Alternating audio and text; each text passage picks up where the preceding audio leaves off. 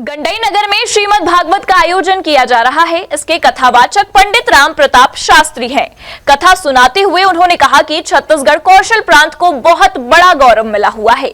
भगवान श्री राम को प्रकट करने के लिए जिस विद्वान ने यज्ञ किया, वह विद्वान हमारे छत्तीसगढ़ के श्रृंगी ऋषि धाम में श्रृंगी ऋषि के नाम से विराजमान है।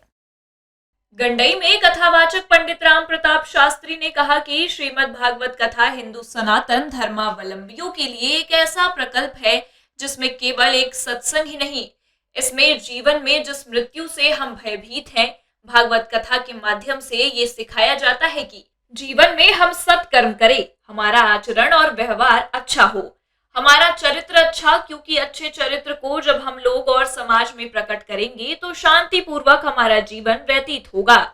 22 जनवरी को अयोध्या में होने वाले प्राण प्रतिष्ठा के विषय में उन्होंने कहा कि ये तो सनातन हिंदू धर्मावलंबियों के लिए ही नहीं परंतु समग्र विश्व के लिए महागर्व की बात है, क्योंकि विश्व में सबसे प्राचीन संस्कृति हिंदू संस्कृति है और ये समग्र विश्व के लिए एक महा महोत्सव के रूप में देखा जाना चाहिए, क्योंकि हमारे भारतवर्ष में ही लगभग 550 वर्षों से राम मंदिर प्रतीक्षित था।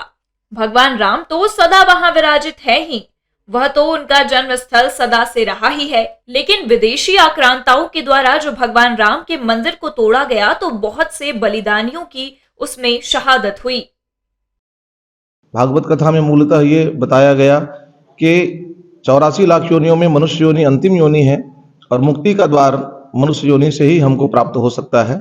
इसलिए अगर ये हमने शरीर प्राप्त किया है तो ऐसे मुक्ति शास्त्र का जीवन में हम श्रवण करें, ये भागवत जी का मूल उद्देश्य है। विश्व में सबसे प्राचीन संस्कृति हिंदू संस्कृति है और ये समग्र विश्व के लिए एक महा महोत्सव के रूप में देखा जाना चाहिए, क्योंकि हमारे भारतवर्ष में ही लगभग 550 वर्षों से ये राम मंदिर प्रतीक्षित था। भगवान राम तो सदा वहाँ विराजित हैं ही, वो तो उनका जन्म स्थल सदा से रहा ही है, लेकिन विदेशी आक्रांताओं के द्वारा जो भगवान राम के मंदिर को कुचक्र पूर्वक तोड़ा गया तो बहुत से बलिदानियों की उसमें शहादत है। गंडई से इंडिया टाउन न्यूज के लिए रत्नेश कुलदीप की रिपोर्ट।